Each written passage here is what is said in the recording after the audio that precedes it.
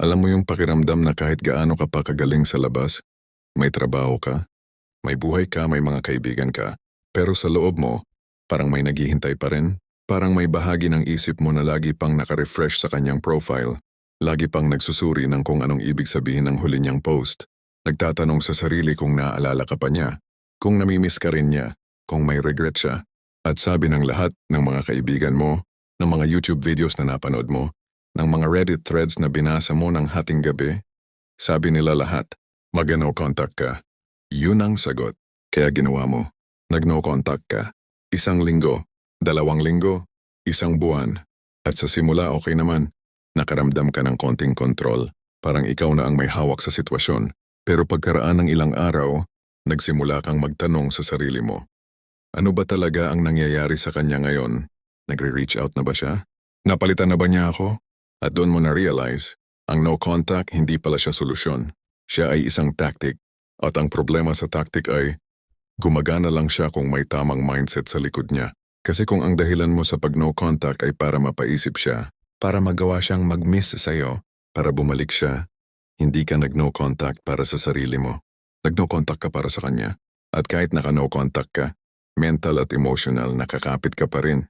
Ito ang katotohanan na hindi lahat ng video tungkol sa no contact ay isinasabi sa iyo. Ang tanong hindi mag-no contact ka ba? Ang tunay na tanong ay, anong nangyayari sa isip mo habang naka-no contact ka? At dito pumapasok ang stoicism. Hindi bilang isang emotional trick, hindi bilang isang manipulation tactic, kundi bilang isang paraan ng pag-iisip na magbabago sa kung sino ka sa kaibuturan, at yun ang mas malakas pa sa kahit anong no contact na magagawa mo. Ngayon, pag-usapan natin ang 5 psychological hacks mula sa pilosopiya ng mga Stoic na mas malakas pa sa no contact. Hindi ito para mapaibalik siya. Ito ay para mabawi mo ang sarili mo. At kapag nagawa mo yon, lahat ng bagay ay magbabago, hindi lang sa relasyon, kundi sa buong buhay mo. Bago natin simulan, nais kong magpasalamat sa mga loyal kong subscribers sa patuloy na pagsuporta sa aking channel. Kayo ang inspirasyon ko sa paggawa ng mga bagong content. Kung bago ka sa channel ko, comment mo na kung taga saan ka. Nagsimula kang mag-no contact ng may pag-asa. Hindi mo inaamin sa sarili mo pero totoo ito. Kahit sabihin mo na para sa sarili ko ito, may maliit na bahagi sa dibdib mo na naghihintay na baka isang araw, may notification kang matatanggap, isang mensahe, isang kamusta ka na, isang palatandaan na naalala ka pa rin niya. At ang problema dito ay hindi ikaw ang mali. Normal lang ito. Ganyan ang utak ng tao. Ang utak natin ay nakadisenyo para humanap ng closure, para humanap ng katuparan, para humanap ng pagbabalik ng kung ano ang nawala. Ito ay biology. Ito ay psychology. Hindi ito kahinaan. Pero ang tanong ay, ilang araw, linggo o buwan ka pa maghihintay? At habang naghihintay ka, ano ang nangyayari sa loob mo? Ito ang hindi ikinukwento ng no contact rule sa iyo. Habang tahimik ka sa labas, nagulo ka pa lalo sa loob. Nagsimula kang mag-analyze ng lahat ng nangyari sa relasyon. Nagsimula kang sisihin ang sarili mo sa mga bagay na hindi mo dapat sisihin ang sarili mo. Nagsimula kang mag-idealize sa kanya. Yung mga mabuti niyang katangian ay naging mas malaki sa iyong alaala. At yung mga masakit na ginawa niya ay unti-unting lumabo. Ito ang tinatawag na withdrawal cycle. At ito ay totoo tulad ng withdrawal mula sa isang substance. Kapag nawala ang isang tao na matagal ng bahagi ng iyong buhay, ang utak mo ay naghahanap ng dopamine na dating nanggagaling sa kanya. Sa bawat mensahe niya, sa bawat ngiti niya, sa bawat sandali na kasama mo siya. At ngayon na wala na siya, ang utak mo ay nagsasabi, balik, humanap, makuha ulit yung nawawala. Kaya kahit naka-no contact ka, ang isip mo ay hindi. Ang isip mo ay nandoon pa rin sa relasyon, nandoon pa rin sa kanya. At si Rorang na tunay na problema. Hindi ang pagiging tahimik mo sa labas ang nagbibigay ng kalayaan. Ang kalayaan ay nanggagaling sa loob. At kung walang tamang pundasyon ng pag-iisip, ang no contact ay magiging isang magandang kubol na walang bubong, nagbibigay ng ilusyon ng proteksyon pero bubuhos pa rin ang ulan sa'yo. Maraming tao ang nagtatagal ng 30 araw ng no contact at pagkaraan ay bumabalik sa mas malala pang sitwasyon. Kasi hindi nila binago ang pundasyon ng kanilang pag-iisip. Natahimik lang sila sa labas, nagalit, nag-overthink, nag-idealize, at pagkaraan ng ilang linggo, mas desperado na sila kaysa dati. Ito ang hindi tinuturo ng simpleng no contact rule. Isipin mo ito. 2 buwan kang naka-no contact. Tiniis mo ang lahat ng lakas para huwag makipag-ugnayan sa kanya. Binalik mo ang lahat ng kanyang regalo sa isang kahon sa ilalim ng iyong kama. Nag-unfollow ka sa lahat ng kanyang social media. Sinabihan mo ang mga kaibigan mo na huwag banggitin ang kanyang pangalan sa harapan mo. Pero isang gabi, habang kumakain ka ng mag-isa sa isang restaurant, may nakita kang pamilyar na tinig. At nang lumingon ka, naroon siya, kasama ang iba. Nagtatawa. Mukhang maayos. Mukhang parang hindi nagbago ang anuman sa kanyang mundo. At sa isang segundo lang, lahat ng trabaho mo sa 2 buwang iyon ay tila naglaho. Naramdaman mo ulit ang lahat. Ang sakit, ang lungkot, ang galit, ang pagnanais na mapalapit, ang pagnanais na malaman kung bakit, ang pagnanais na makita sa kanyang mga mata kung may regret siya, at napagtanto mo, hindi ka gumaling, nagtago ka lang. Ito ang pinakamapanganib na aspeto ng simpleng no contact. Ito ay isang distraction, hindi isang pagbabago. Tinatago nito ang sakit, pero hindi nito nire-resolve ang ugat ng sakit. Kasi ang tunay na tanong ay hindi, gaano katagal ko siyang hihindian? Ang tunay na tanong ay, bakit ko siya kailangan para maging maayos ang pakiramdam ko sa sarili ko? At kung hindi mo nasasagot ang tanong na iyon, kahit gaano katagal ang iyong no contact, kapag nakita mo siya, o narinig mo ang kanyang pangalan, o nalaman mo na may bago na siya, mararamdaman mo pa rin ang bigat ng hindi pa natapos na bagay sa loob mo. Kaya ang mga Stoic, sina Marcus Aurelius, si Epictetus, si Seneca, hindi sila nagturo ng pag-iwas. Hindi sila nagturo ng pagiging manhid. Hindi nila sinabi, huwag nang maramdaman. Sinabi nila, unawain mo ang iyong mga nararamdaman. Alamin kung saan ito nanggagaling. At pagkatapos, piliin mo kung sino ka sa harap nito. At ito ang pinagkaiba ng Stoicism sa simpleng no contact rule. Ang no contact rule ay nagtatanong, paano ko mapapahina ang aking mga aksyon? Ang Stoicism ay nagtatanong, paano ko mababago ang aking kaisipan? At kapag nabago ang kaisipan, ang mga aksyon ay susunod ng walang pagsisikap. Hack number 1. Ang dichotomy of control. Ang pinakamakapangyarihang mental reset. Mayroong isang linya na isinulat ni Epictetus na, kapag tunay na naintindihan, ay maaaring baguhin ang buong paraan ng iyong pag-iisip tungkol sa nakaraang relasyon. Sinabi niya, ang ilang bagay ay nasa ating kapangyarihan at ang iba ay wala. Simple. Pero pag-isipan mo ito ng malalim sa konteksto ng iyong sitwasyon ngayon, ano ang nasa iyong kapangyarihan?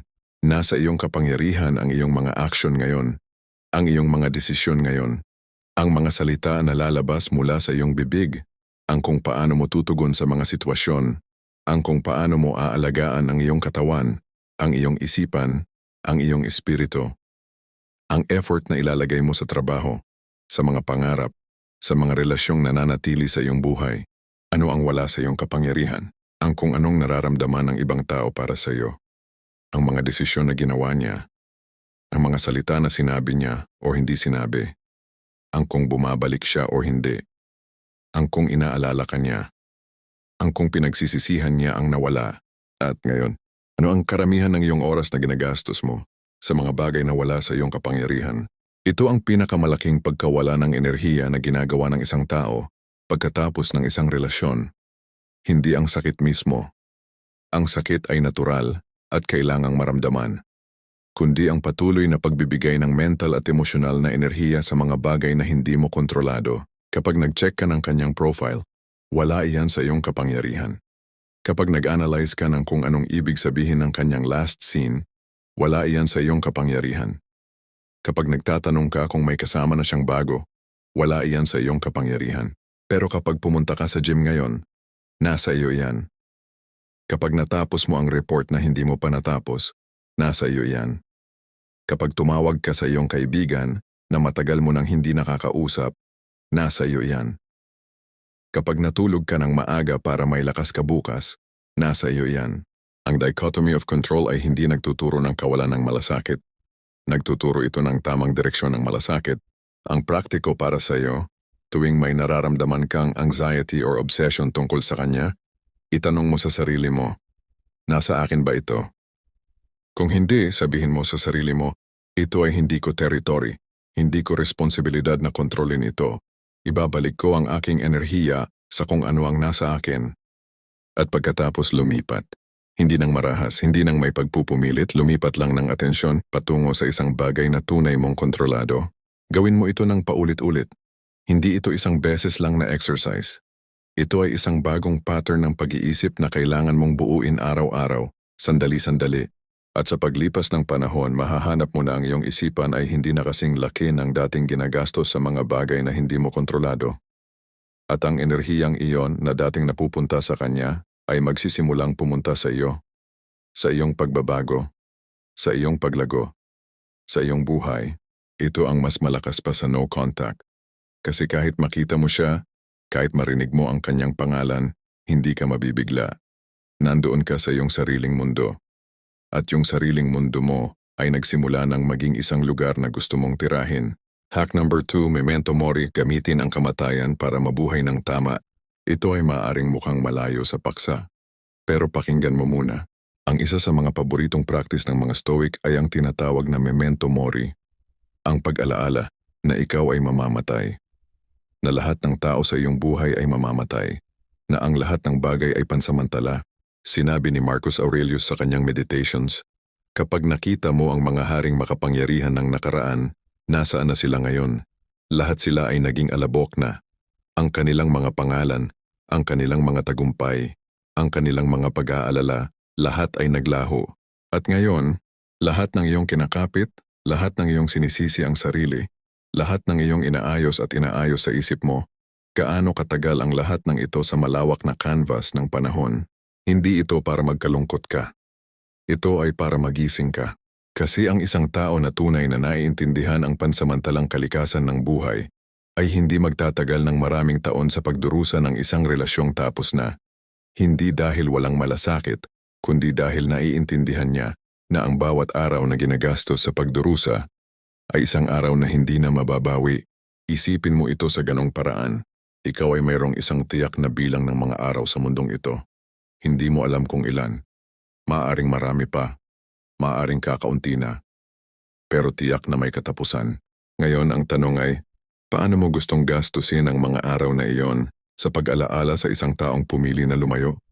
Sa pag-analyze ng mga mensahe na ilang buwang lumipas na? Sa pag-check ng profile ng isang taong wala ng papel sa iyong kinabukasan?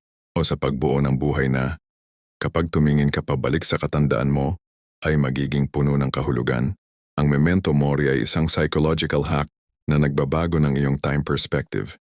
Kapag naalala mo na ang iyong oras ay may limitasyon, ang mga bagay na noon ay tila malaki ay nagsisimulang lumiti. At ang mga bagay na noon ay tila malayo, ang iyong mga pangarap, ang iyong mga ambisyon, ang mga relasyong tunay na nagpapabuti sa iyo, ay nagsisimulang lumaki. Ang praktiko para sa iyo, isang gabi bago matulog tanungin mo ang sarili mo. Kung ito ang huli kong araw, paano ko ginagastos ang aking oras ngayon? Magiging maayos ang pakiramdam ko tungkol sa kung paano ko ginugol ang araw na ito. Hindi ito para takutin ka. Ito ay para i-align ka. Para ang bawat desisyon mo, kasama na ang desisyon kung gaano karaming isipan ang ibibigay mo sa nakaraang relasyon, ay naaayon sa kung ano ang tunay na mahalaga sa iyo. At kapag ginawa mo ito ng paulit-ulit, isang bagay ang magbabago sa loob mo. Ang urgency na dati ay nasa kailan siya babalik, ay lilipat sa ano pa ang magagawa ko ngayon. At yun ang isang uri ng kalayaan na hindi mabibigay ng kahit anong no contact. Hack number 3. Negative visualization. Ang paradox ng pasasalamat sa sakit. Ito ay maaring isa sa mga pinaka-kontra-intuitibong ideya sa lahat ng Stoic practices. Pero isa rin ito sa mga pinakamakapangyarihan. Ang tinatawag na premeditatio malorum o negative visualization ay ang practice ng intensyonal na pag-iisip sa mga masamang maaaring mangyari. Hindi para mag-despair, kundi para maihanda ang sarili at para mapangalagaan ang kasalukuyan. Pero may isang espesipikong paraan ng paggamit nito. Pagkatapos ng isang relasyon na nakakatulong ng hindi inaasahan. Heto ito, sa halip na subukang iwasang isipin ang relasyon na siya mismong nagpapalala ng obsession, hayaan mo na itong isipin. Pero gawin mo ito ng may layunin. Isalaysay mo sa sarili mo ng buo ang kwento ng relasyon. Hindi lang ang magagandang bahagi, lahat ng bahagi. Ang mga sandaling masaya, oo. Pero pati na rin ang mga sandaling nasaktan ka, ang mga beses na hindi ka pinakinggan, Ang mga pagkakataon na ipinamalas niya sa iyo na hindi ka priority. Ang mga argumentong umuulit na hindi nagresolba. Ang pakiramdam ng hindi sapat. Ang pakiramdam ng hindi sigurado. Ang pakiramdam ng pagod na pagod. Ang utak natin, pagkatapos ng isang relasyon, ay may natural na tendensya na i-idealize ang nakaraan. Natatandaan natin ang pinakamagandang sandali at kinakaligtaan ang lahat ng nasaktan sa atin. Kaya ang dating mahal sa buhay ay nagiging mas perpekto sa ating alaala kaysa sa aktwal na katotohanan.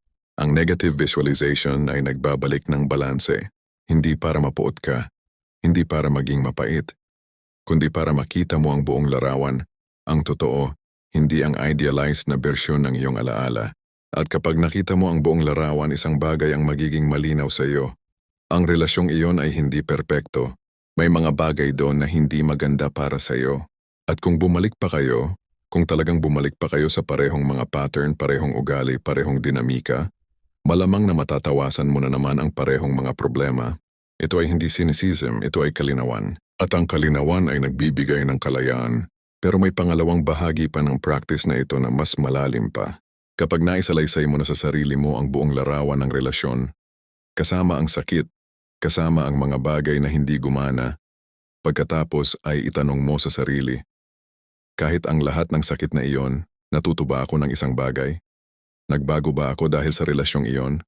At halos laging ang sagot ay oo. Ang bawat relasyon, kahit ang pinakamasakit na relasyon, ay nagtuturo ng isang bagay. Tungkol sa kung sino ka. Tungkol sa kung ano ang gusto mo. Tungkol sa kung ano ang hindi mo dapat tanggapin. Tungkol sa mga pattern ng iyong pag-uugali na kailangan mong baguhin. At ang pasasalamat para sa mga aralin na iyon, hindi para sa sakit, kundi para sa pagkakataon ng paglago, ay isang uri ng pagtatapos na hindi kailanman maibibigay ng simpleng pagtahimik.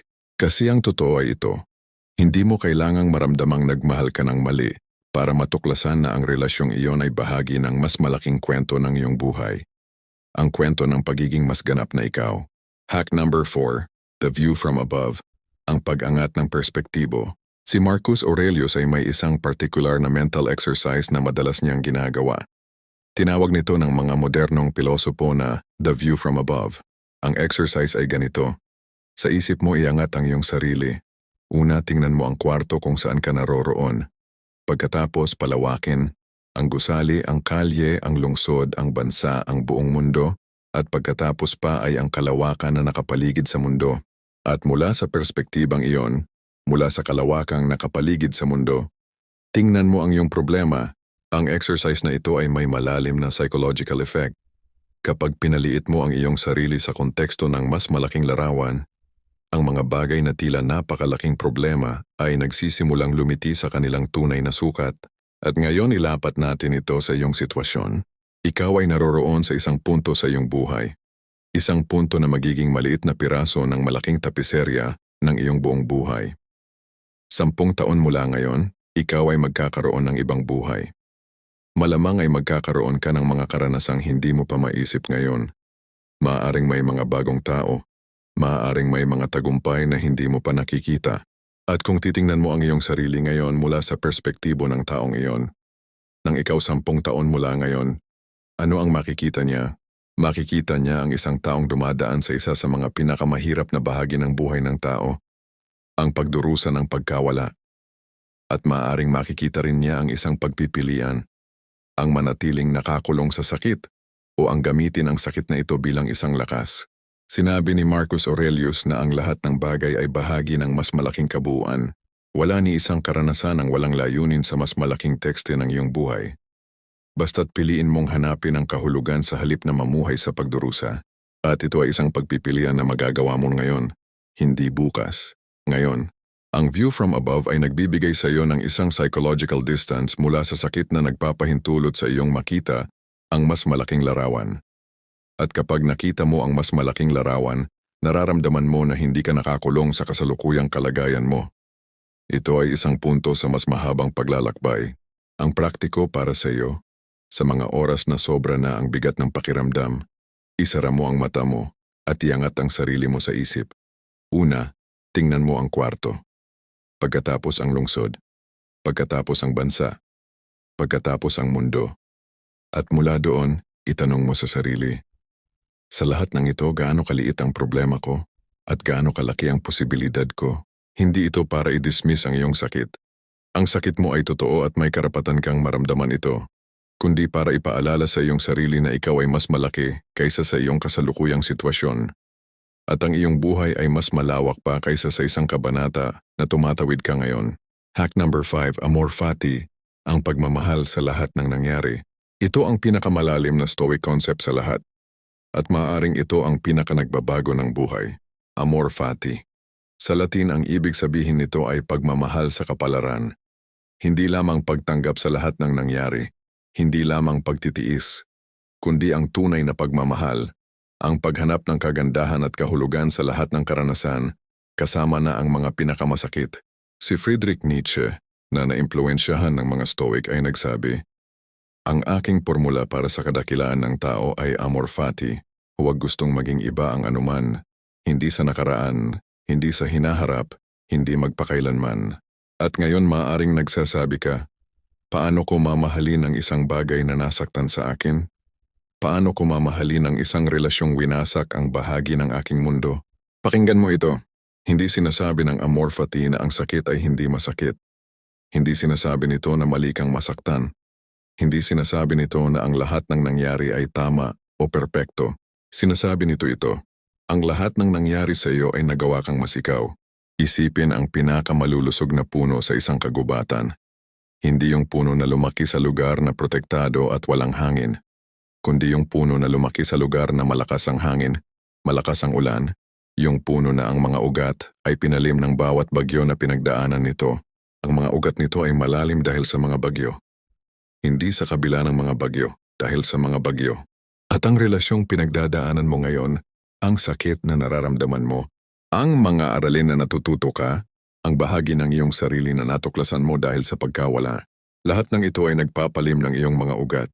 At kapag dumating ang susunod na bagyo, at darating ito, dahil ganyan ang buhay, mas matatag ka. Hindi dahil naging manhid ka, kundi dahil naging mas totoo ka sa iyong sarili. Pero ang pinakamalalim na aspeto ng amor, Fati ay ito. Hindi lang ito tungkol sa pag-accept ng nakaraan. Ito ay tungkol sa aktibong paghahanap ng kahulugan sa nakaraan. Ibig sabihin nito, sa halip na itanong na bakit ito nangyari sa akin, tanungin mo ang para sa anong layunin ng karanasang ito sa aking buhay. Sa halip na bakit niya ginawa iyon sa akin. Tanungin mo ang ano ang itinuturo sa akin ng karanasang ito tungkol sa kung sino ang gusto ko maging. Sa halip na sana hindi na lang ito nangyari, tanungin mo ang paano gagamitin ng karanasang ito para maging mas ganap na bersyon ng aking sarili. Ito ang pagbabago ng frame, at kapag nabago ang frame, ang buong karanasan ay nagbabago. Ang relasyong iyon, kahit gaano ito kamasakit, ay parte ng iyong kwento.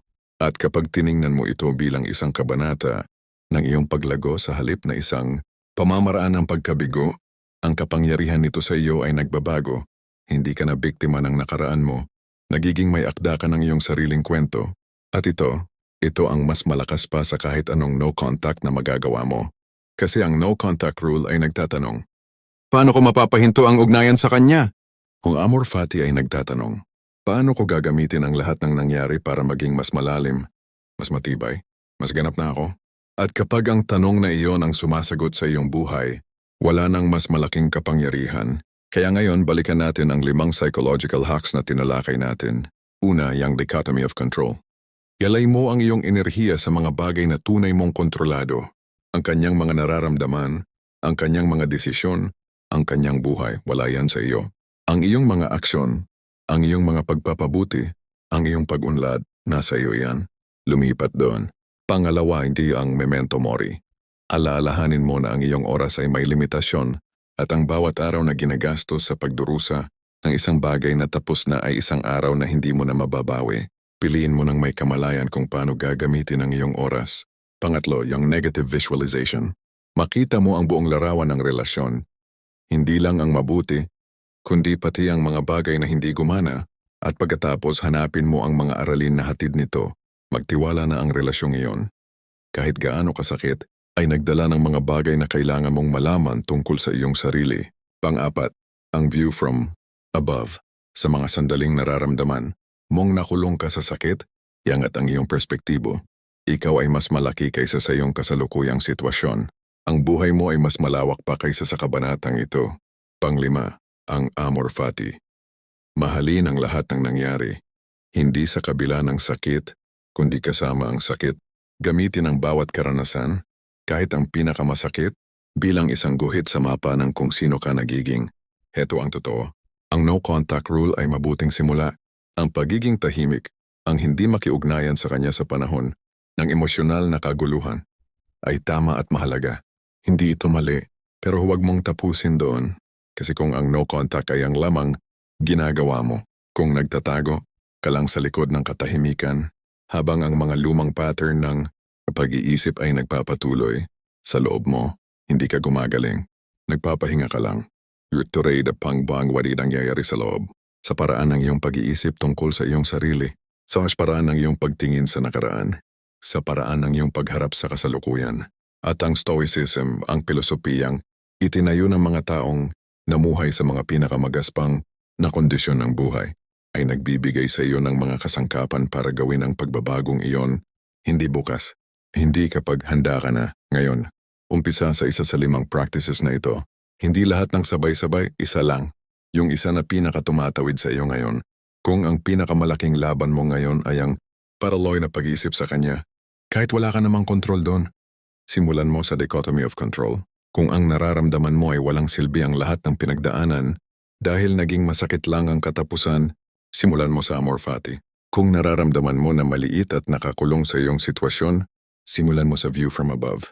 Piliin mo ang isa at gawin mo ito ngayon sa araw na ito. Hindi para sa kanya, hindi para mapaibalik siya, hindi para mapatunayan sa kanya o sa kanino man na kaya mong mabuhay nang wala siya. Gawin mo ito para sa iyo. Kasi sa katapusan ng lahat, kapag lumipas na ang lahat ng ito, kapag naging malinaw na ang lahat, ang tanging taong kasama mo sa bawat sandali ng iyong buhay ay ikaw. At ang taong iyon, ang iyong sarili, ay karapat-dapat sa pinakamataas na antas ng iyong pag-aalaga, iyong paggalang, at iyong pagmamahal. Yun ang pinakamakapangyarihang mensahe ng Stoicism. Hindi ito tungkol sa pagiging matigas. Hindi ito tungkol sa pagiging manhid. Hindi ito tungkol sa pagpapatunay sa iba na hindi ka naapektuhan. Ito ay tungkol sa pagpili, sa bawat araw, sa bawat sandali, na ang iyong buhay ay mahalaga, na ang iyong panahon ay mahalaga, na ikaw, ang tunay ganap lumalaking ikaw ay mahalaga. At ang pagpiling iyon, yun ang mas malakas pa sa kahit anong no contact na maaari mong gawin. Kung tumanggap ka ng kahit isang bagay mula sa video na ito na nakatulong sa iyo, ibahagi mo ito sa isang taong kailangan ito marinig ngayon. At kung gusto mong sumama sa mas malalim na pag-aaral ng Stoicism, at kung paano ito inilalapat sa tunay na buhay, huwag kalimutang mag-subscribe. Hanggang sa susunod na video. Maraming salamat sa panonood.